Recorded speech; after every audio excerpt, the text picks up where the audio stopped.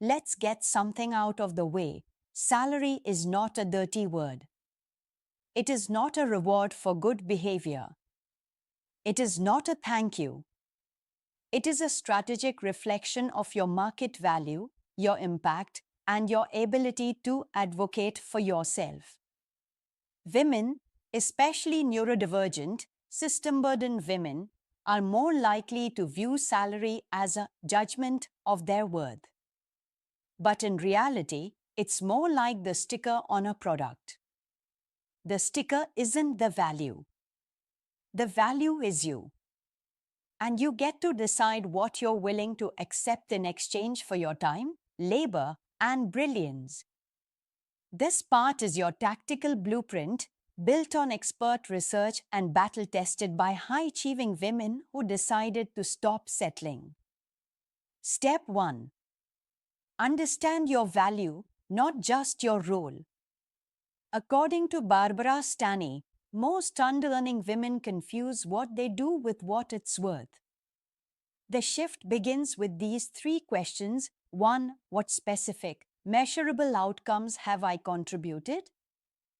2. What knowledge, relationships, or systems would be lost if I left tomorrow?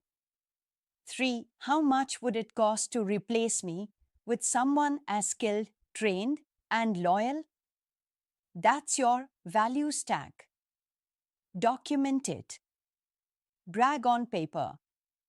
This is your pre-negotiation dossier. Neurodivergent tip. If you struggle to remember your wins, ask a colleague or friend to help you build your list. Sometimes others can see your value more clearly than you can from inside the tangle. Step 2.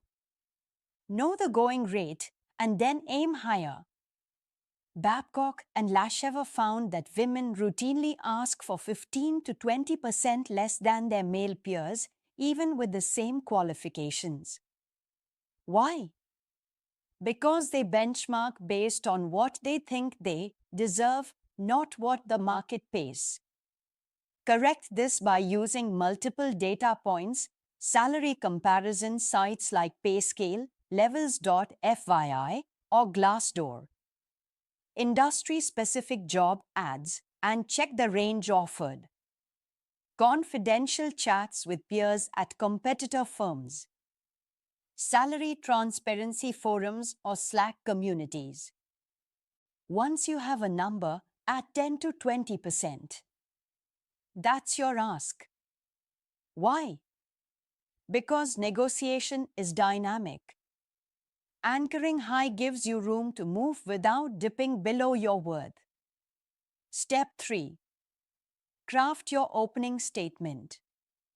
Use the confidence trifecta: 1. Gratitude, brief and sincere. 2. Framing, position this as a shared opportunity. 3. Request, specific, confident, and backed by data.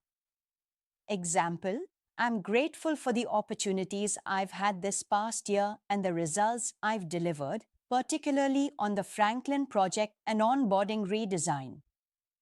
Based on my contributions, current industry benchmarks, and the value I bring to the team, I'd like to propose adjusting my salary to X thousand dollars and discussing a timeline for the next title progression. This sets a clear tone. You're not asking for charity. You're offering a continued return on investment with adjusted terms. Step 4. Expand the table. It's not just about pay. Can't move the money? Move the context. Rachel Jaine Groover says true power means holding your frequency, regardless of the apparent circumstances. Here's what else you can negotiate: job title, enhances resume and future opportunities. Bonuses, performance, annual, spot awards. Remote days, full or partial flexibility. Professional development, courses, coaching, conferences. Time off policies, extra leave, sabbaticals, RDOs. Project scope, Drop low-value tasks, take on stretch opportunities. Equipment, better tools for better output. Recognition, internal awards, leadership pathways, team visibility. Each of these has value, some short-term, some compounding over time. Prepare a list of preferred and fallback options before the meeting. Step 5. Sequence the conversation strategically. 1. Start with strengths. What's working? What you love? What you've achieved? 2. Name your goal. I'd like to talk about updating my salary to better reflect my contributions. 3. Give data. Market rates, achievements, internal benchmarks. 4. Ask open questions. How does that sit with the team's compensation framework? 5. Offer flexibility. Trade-offs, phased increases, extra value. 6. Stay quiet. Let them speak. Silence is powerful.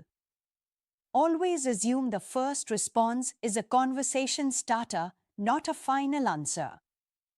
Babcock's research shows that most no responses are actually not yet or not without more detail. Step 6. Prepare for common responses and redirect. We don't have budget. I understand. What other forms of recognition or progression are available right now? This is what everyone at your level learns. That's helpful context. Can we discuss what it would take to move to the next level? Let me think about it. Absolutely. I'll follow up in a week. Will that give you enough time? We are not used to this kind of request. That's fair. It's not personal, it's professional development. I'm invested in growing with this company. Step 7. Anchor your BATNA without threatening. Remember part 4? Your BATNA is your quiet confidence, not your loud ultimatum. If needed, say, I've received other interest recently that aligns with my goals, but I'd love to continue building here if we can find the right alignment. It's respectful, clear, and non-combative. Your goal is invitation, not intimidation. Step 8. Salary history does not equal salary destiny. If you've been underpaid before, it's time to cut the thread. Kattike and Claire Shipman note that women often inherit pay gaps from themselves. Meaning, if you don't disrupt the pattern, it will follow you from job to job. Break it by setting a new benchmark now. Even a modest increase, coupled with a stronger job title, can create compounding value. Reflective journaling.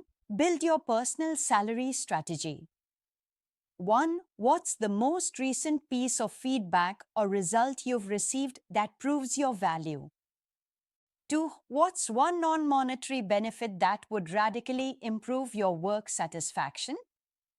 3. What past experience are you ready to release so you can anchor a new salary identity? 4. Which part of your salary ask feels most intimidating, and how can you rehearse it safely, role play, writing it down, mirror talk? Main takeaway. You're not negotiating your value. That already exists. You're negotiating the container in which that value is recognized, rewarded, and allowed to grow. And you get to be both gracious and fierce while doing it.